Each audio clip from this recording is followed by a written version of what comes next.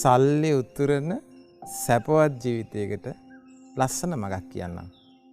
බුදුරජාණන් වහන්සේ වදාලා ධන සම්පත්, භෝග සම්පත් විනාශ වෙලා යන කාරණා 4ක් gedara තියෙනවා කියලා.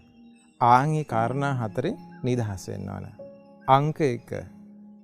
ගෙවල් වල තියෙනවා විනාශ වෙලා යන දේවල්.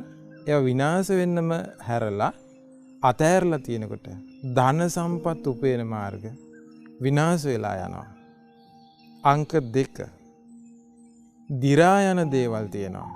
ඒ දිරා යන දේවල් නැවත නැවත ප්‍රතිසංස්කරණය කරන්නේ නැත්තම් ඒ වෙනුවෙන් පස්සේ කාලෙක විශාල වියදම් දරන්න වෙලා ධන සම්පත්, භෝග සම්පත් විනාශ වෙලා යනවා. අංක 3.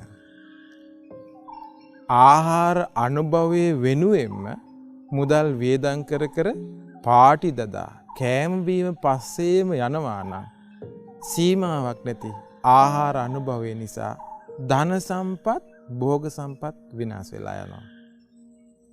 අංක 4. දුස්සීල ස්ත්‍රියක් වේවා, පුරුෂයෙක් වේවා, ගෙදර ගෘහමූලිකයා නම් ප්‍රධානත්වයේ දරනවා නම් ධන සම්පත්, භෝග සම්පත් විනාශ වෙලා යනවා. ඕන් ඔය 4 නිදහස් වුණාට පස්සේ ඔබට සල්ලි උතුරන සැපවත් ජීවිතයකට මගක් වේවි. නමෝ බුද්ධාය.